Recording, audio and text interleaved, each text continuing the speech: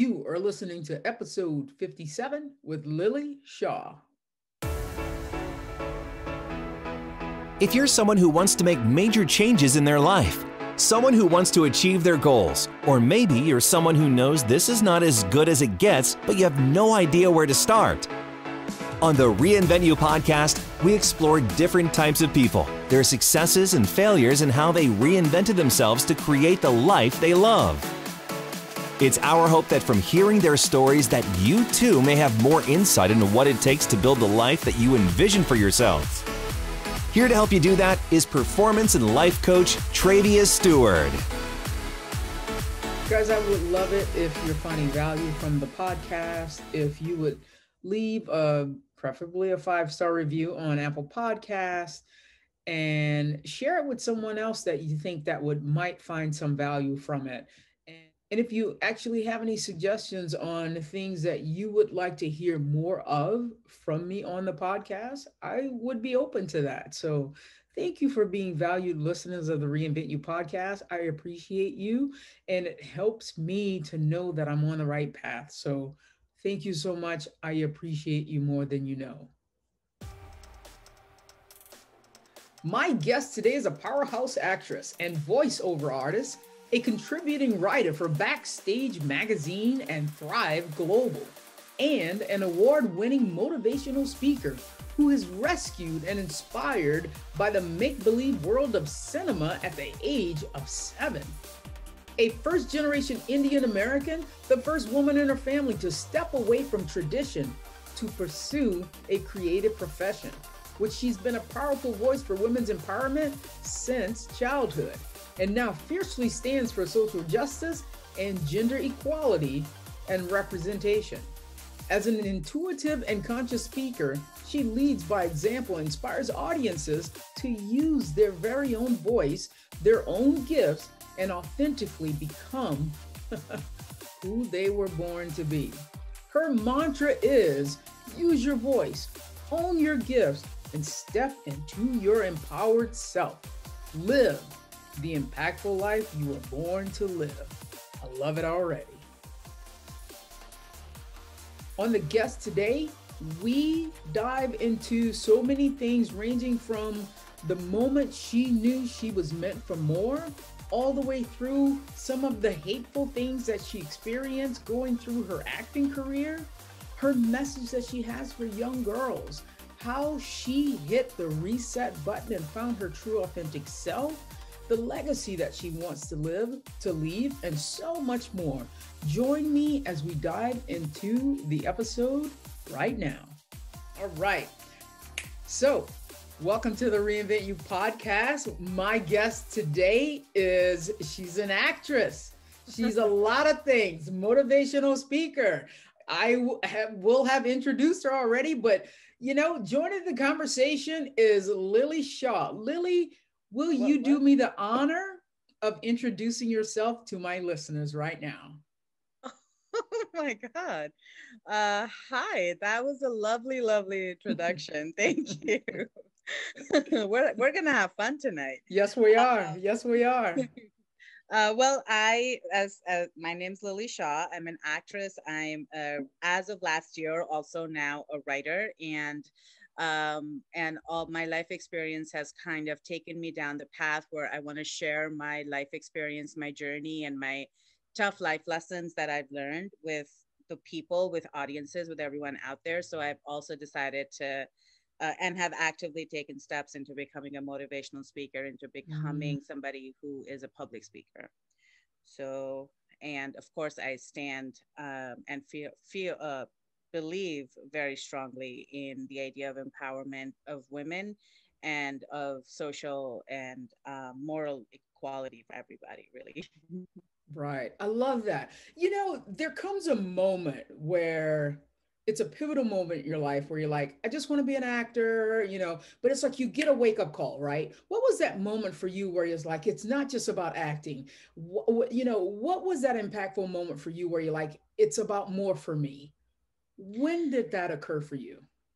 That's a great question, because as we are now seeing more and more actors are stepping up and they're, becoming activists, And I gotta tell you that I absolutely was one of those young actors who just wanted to act and didn't really think much about anything else. Acting was kind of like something that brought me joy, brought me happiness. And I thought, oh, this is it. This is what I'm going to do with my life. Right. But then, being in LA, being a woman of color, I had to go through the kind of experiences that you don't really think about when you're a young person, right? So Mm-hmm. I had to deal with a lot of toxic masculinity, a lot of patriarchal stuff. I had to deal with a lot of misogyny and discrimination. And so all of that combined kind of opened my eyes towards this idea of there's more here. There's a conversation that needs to happen about this. And one of the worst things about this kind of toxic experience is that it's very isolating. You kind of feel like you're the only one who's going through it. And as I, became, got to know people more and more, I started understanding that it feels isolating, but it's not quite as isolating, that I'm not the only one going through it. Right. And so, when you share your grief, you reduce it. So that's kind of the motivating factor is like, I need to share, I need to talk to somebody, about the life that I'm having, about these experiences that I'm having. And Mm-hmm. then for me, the huge turning point was the Me Too movement. And then the Black Lives Matter movement, because that was the first time that I got to see, just on a massive, massive scale, what I thought was just happening to me turns out pretty much has been happening to actresses, to women, for like at least 100 years. You know what I'm saying? And then Right. so that was like that big eye-opening moment for me, for when one, I realized the importance and how necessary it was for me to come out and start talking about me and Mm-hmm. my life experiences, but also how necessary it was that other people who are perhaps going through the kind of journey that I went through understand that they're not as alone as they think that they are. Right. So that I would say would be the pivotal moment for me. Wow. So, as a first generation Indian American, you guys, you're not loud. You're not extroverts. You don't go out there and bang down doors. You're not heard. You don't make noise. Where do you get this voice, and where do you get the motivation and the encouragement to even go and stand alone to take action like this and feel supported? Wow. Right? Right? Yeah, you're right. I have never thought about it that way. First of all, I do want to say that Indian community in America might not be a very visible or loud community, but Indians in India are extremely creative. you know, there, there there is this whole sort of ideology of like art and singing and dancing and acting and performing and things like that. Mhm. So I had an early exposure to that. Okay. So growing up in India, my mom and my dad was like, we were always, my brother and I, we were always in some sort of, painting, sketching, dancing, some sort of classes. So I kind of grew up in a very creative home to begin with. Mhm. So by the time I decided to make this a career, it didn't even occur to me. And, because I emigrated. And so by the time I emigrated, my mind was kind of set on being an actress. Mhm. But I had no idea that the community here and the whole attitude here was very different than the kind of attitude that I had grown up in India, right? So part of me was just plain simple, stupid ignorance and not really knowing. Right, right, right. I was like, okay, gotcha.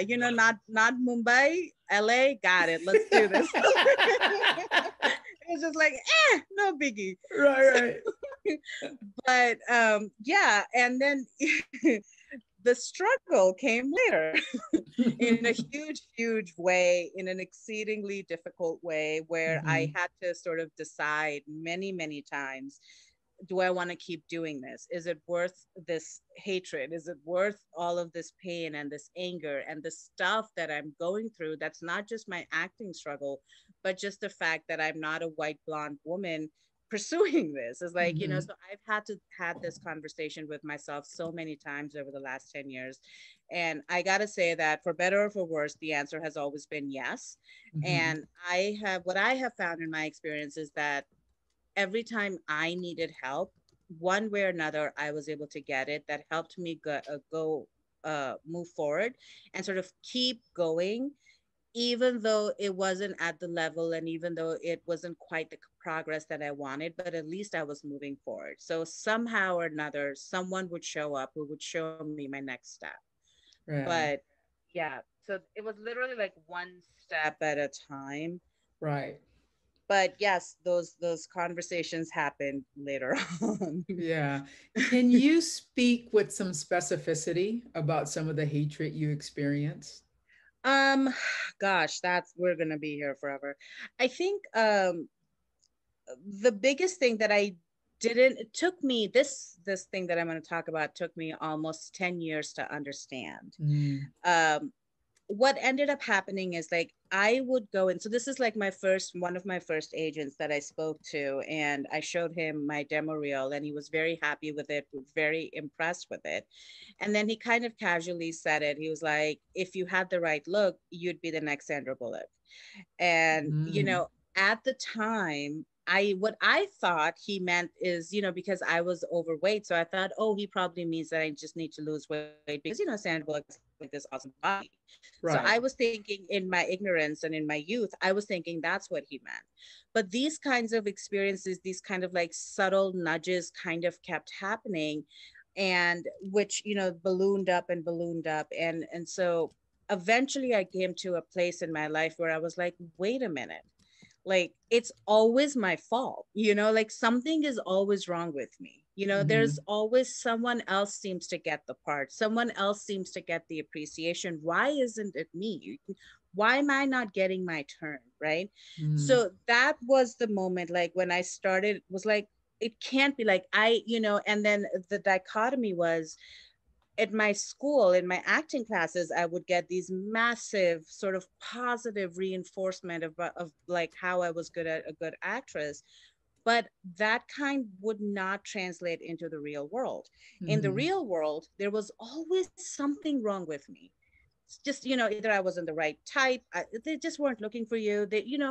Right. And then it got to that level where the only thing that I was auditioning for was co-stars. Now, for those of you, your listeners who don't know what co-stars is, it's literally those one-line roles. Right. So, and I started observing this pattern of where people of color literally were just doing those one-line roles, and all of like the main big parts, most of them, 90% of them, were going to white people. So that's when I started understanding that what my first agent really meant when he said was that I didn't have the right skin color. He Mm. didn't mean, that. And so, there's, I mean, just like being constantly, like just being in this co-star thing, and then I had to fight a lot of battles where I had to fight to get credit, where I had to fight to get respect, where I had to, even one time, had to walk away from a project because I wasn't getting paid the amount that I was promised. And, Right. so those kinds of small battles would happen constantly. And it took me almost like this 10-year journey to understand that the reason that was happening was mainly because of my skin color, and to a certain Yeah. extent even my gender, but they were primarily driven by the fact that I didn't look a certain way. Wow. What Yeah. would be, that's so good. That's so put so eloquently. I love it. What would be your rebuttal to someone like Tim Scott, who gave the Republican rebuttal to Joe Biden, that, who comes up to you and says, this is not a racist country. And Lily Scott, you have the same opportunities as any other female in this country in the acting industry. I want to be, first of all, very cognizant of the fact that a Black person's experience in America is very, very different and trouble, and as we are now finding out, more troublesome than the other minorities. Yeah. So I want to be a little more cognizant of not speaking for a Black person's experience. But frankly, I mean, when I heard, it was heartbreaking. That's the Right? word. It was heartbreaking because it's one thing when you say that you have equal opportunity and you're taking that opportunity away from somebody, right? Mm-hmm. But it's completely other thing when the difference between white and black in this country is whether or not you get shot at a routine Oh, traffic stop.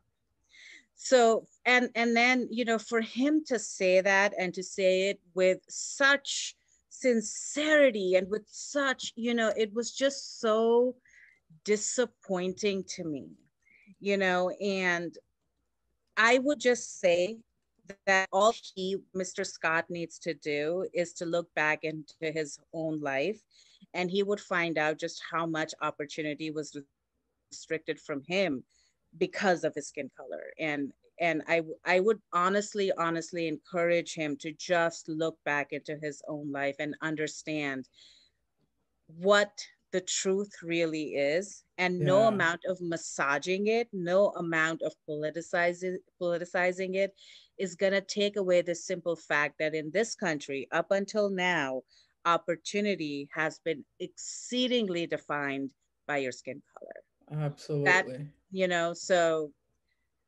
and if he chooses to not do that, thankfully we are in a democracy. But thankfully for me, I'm surrounded by people who want to make a change that's going to bring equality, and that's going to Right. bring equal opportunity to everybody, Right. even idiots like him. Absolutely. Would you say, so is your family here with you? Yeah. We Yeah. all emigrated together. Yeah. My Okay. mom and my brother. Yeah, we're here. Do you have any older relatives who worry about you? Older relatives, Yes. well, all of them have passed away, thank God. Okay. Okay. So nobody's like, you're being too much. What's going on? I absolutely went through that. Not Okay. my mom's side of the family pretty much shunned me. They, treated me, ostracized me, were exceedingly cruel to me, have basically written me off and Mm, treated me like I was the black sheep of the family for basically the whole time that I've been an actress. So it's not that they worry about me; it's the fact that I think to a certain extent they just either want to pretend that I mm. don't exist, or it's just that they're ashamed of me. But I have had to, cut off all ties with them in order to protect myself and protect my sanity.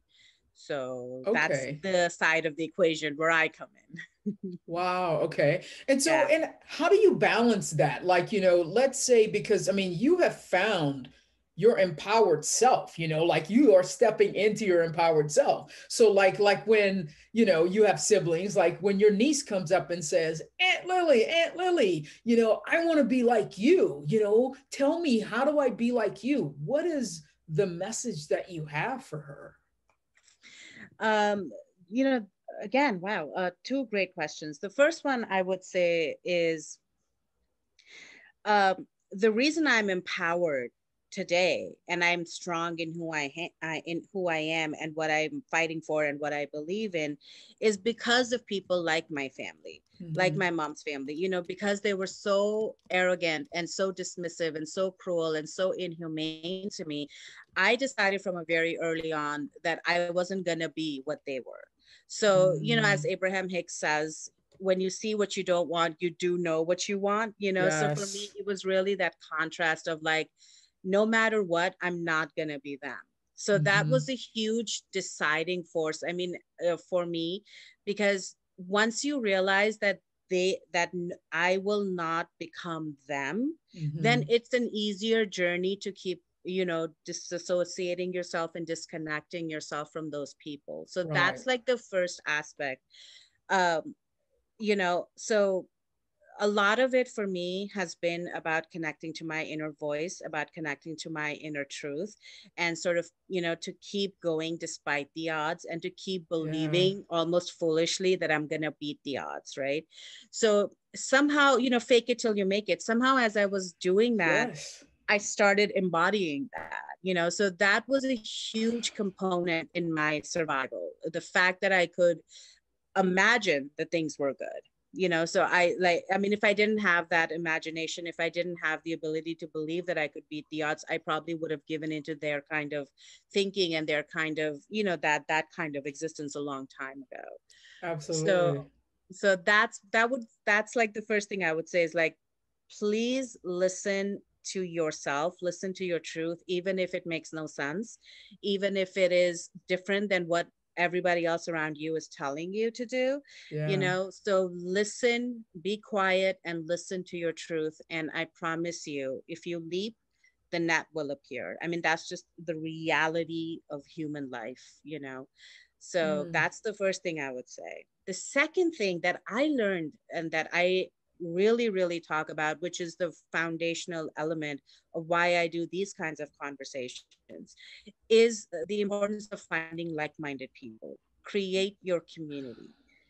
Surround yourself with people who believe in you, who think like you, who look like you, who don't Yes. look like you. It doesn't matter, but you gotta be surrounded by people who can believe the impossible.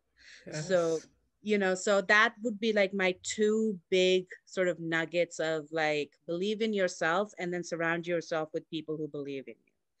So if I I had love learned it. that sooner, I would have been Right? like way ahead of my this like in Right, my life. right. Because I've been on that search. That is one of the things that I wish I knew then that I know now. Mm, And when I took a search, because I do a little research every time I have somebody on the podcast, and I right. immediately, I scroll through your IG, and when I got to the Mahatma Gandhi quote, and I went, that's my girl right Ah. there. There she is. Your belief become your thoughts. It's the foundation of all the work that I do. And I was like, there she is. Right. Yeah. And Yeah. when you started talking, that's what it is. It's like fake it till we make it. It's the Yeah. basis of the work that I do with my clients. And my goodness, Lily, it's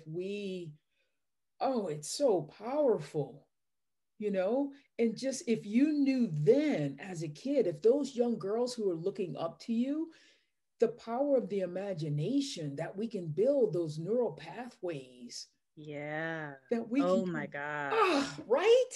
Oh, that's it. That's the thing that can, Mm, my God. I mean, our mind can trap us, it can set us free.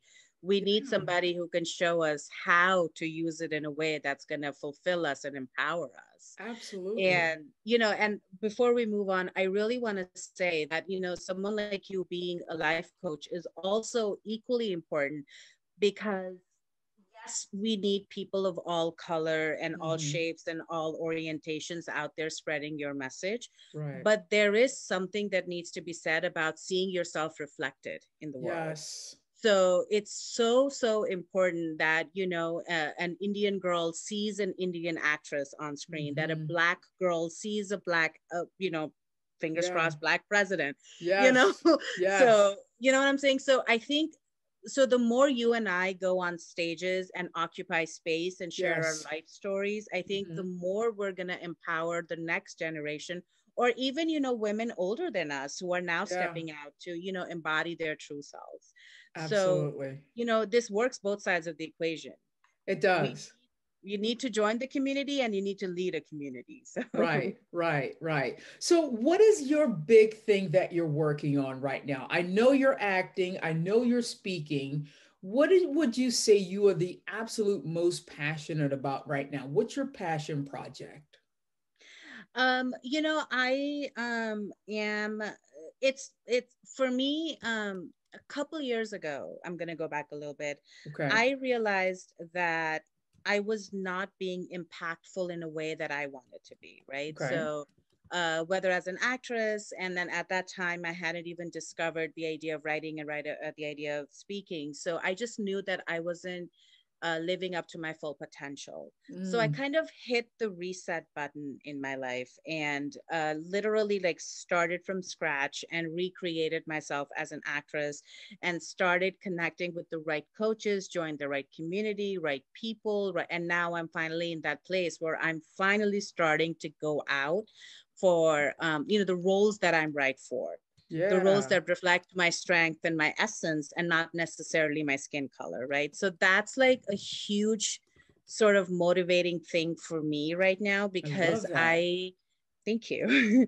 I really want to be on the other side of this conversation where I'm no longer a struggling actress, quote unquote, but one who can now share her journey with people and to show them that it's possible to sustain yourself and come out on the other side and be a winner. So for me, my number one most important thing that literally wakes me up every morning is the idea of connecting to people who have vision. So, that's like what, as an actress, as a writer, and as a speaker, that's what I'm doing right now. I'm creating a community that is around me that is empowering. So, and then on the speaking side of it, I have a few projects, which I'm not allowed to talk about just yet, but I would really, if your listeners would follow me on Instagram, that would be great. Then I could like announce my stuff there and be all super cool about it, and it'll be all showing off and whatnot. But so I do have like a couple. I'm gonna start to do a series of like virtual speaking, and then we're gonna have some conversations around that. So yeah, those are like the two big things that are happening right now. Nice. So of course I want to go back and pull that apart because I'm so inspired, because this is what this show is really about. When you realize you're not really living your authentic truth, when you realize that there is more, because part of why I do this work is realizing that, the most powerful thing that Les Brown says is we realize that we have regrets. The richest place in the world is where? The cemetery, because we've taken dreams that we've never fulfilled, songs that were never written, plays that were never performed, to the grave, right? And right. And so you had this revelation, you hit the reset button. Where were you in your life? You were still acting, right? But you weren't doing the parts you wanted. There was something that was missing. What was it that was missing from your life? Because you were still doing the work, but not the right work. What was that missing piece of the puzzle for you? That's going to come. There's a few things that happened. One was that my body changed. I looked a certain way. I was never a size 0, but I was okay, right? When I first came into LA. And then the whole Hollywood pressure started. And there was this thing of, if you want to be successful, you got to slim down, right?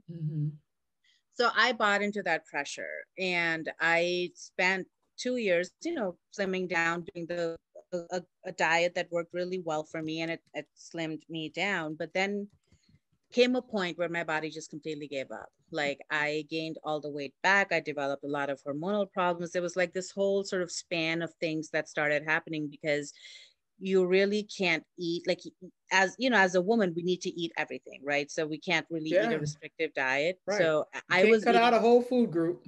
Yeah, you know exactly what I'm talking about. So that's what I was doing.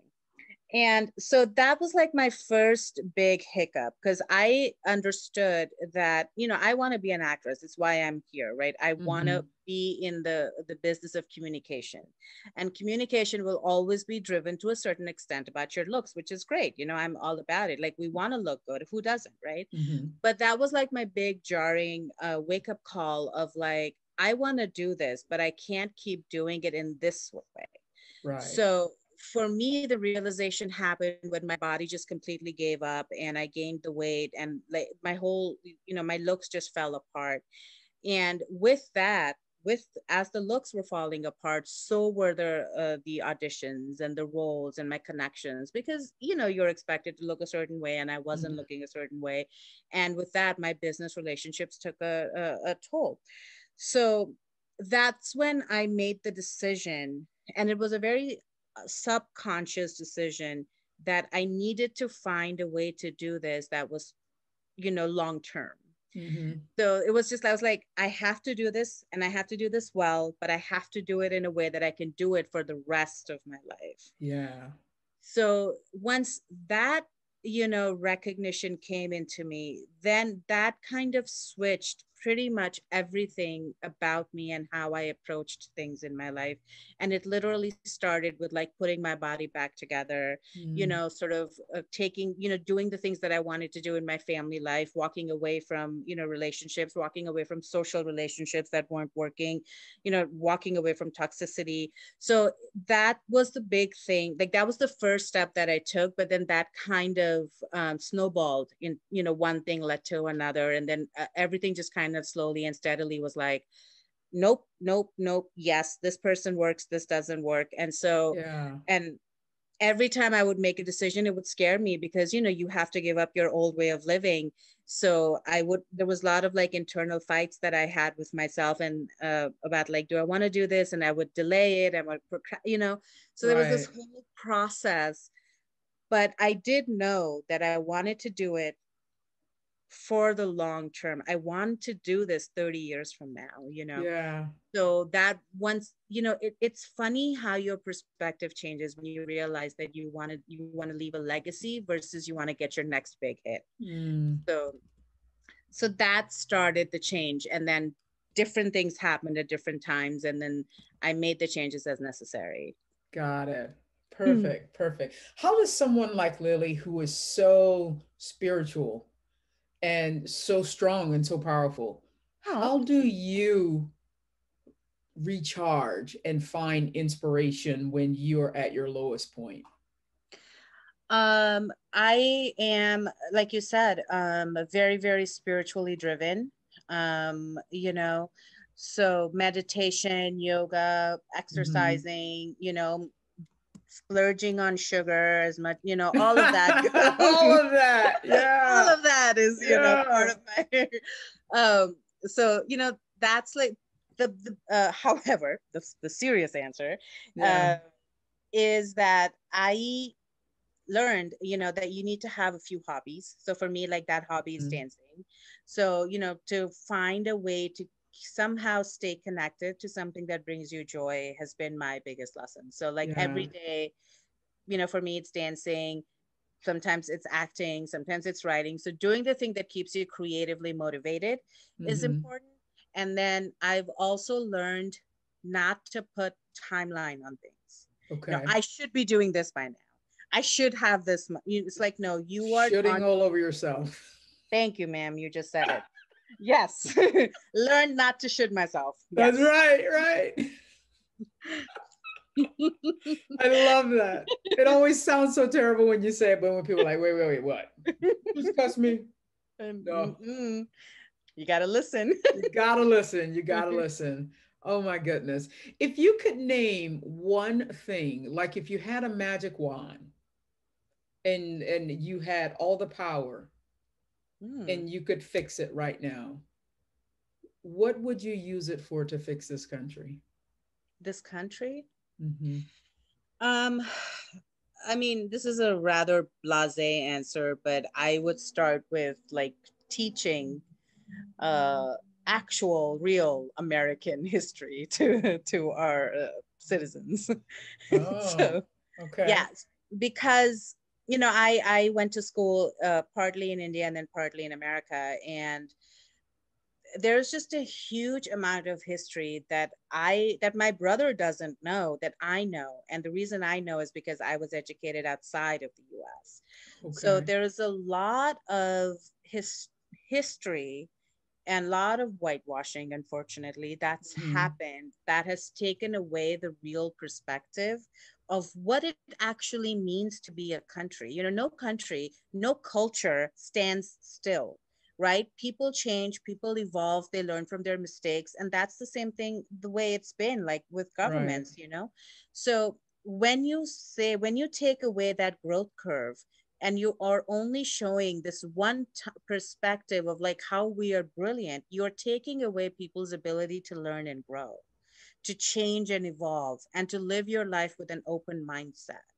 And I really believe that education is the silver bullet. It's the thing, the one thing that can teach us to open our mouths, open our minds, and to be willing to accept that more than one thing can be true. Mm. So, you know, so I mean, we are in desperate need of change, but change can't happen without growth. And growth can't happen unless our minds and we understand that that's the reality of humanity. We believe in one thing, we learn from it, we move on to the next thing. Yeah. So, If Wow, thank you. If you know, some of the work that I want to do, it just is so heartbreaking for me. And not in a form of like world hunger or anything. Like part of me growing up, I wasn't surrounded by people who did like really great things. Like I'm an mm, entrepreneur now, but I never knew any entrepreneurs before I became like an entrepreneur. Like I didn't have any in my family. I only knew people who worked 9 to 5s and who worked for other people. And so I didn't have that example growing up. I knew people who worked paycheck to paycheck.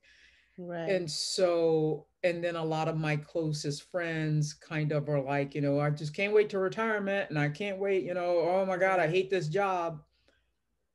I would love to figure out a way to give back to the people in my closest circles that there is more. We don't just have to wait for retirement. There is more Yeah. living to be done. There is Yeah. more life to be lived. I haven't figured out exactly how to do that, Well, I gotta you say, know? this podcast is a step in the right direction. I mean, you being a life coach is a huge, it's not just that it's necessary, it's that it's inspiring. I mean, I mean, we don't know at any given time who we're going to inspire, whose life Yeah. we're going to change. So you doing this is kudos, like great step. Kudos. Yeah, yeah. This has been such a great conversation. And you know what? I've been getting much, much better at following my intuition, and I knew it would be. And so just Thank two more you. questions, Lily. What is Okay. the legacy? Because I feel like you have some ideas. What is a legacy that you want to leave when you're no longer here? What are those footprints going to mean to people when they read about you, when they look at the footprints that you've left on this earth? What will it mean that Lily was Yeah. here? You you're right. Wow, you are a very good judge of character. I absolutely do want to leave a legacy, but Yeah.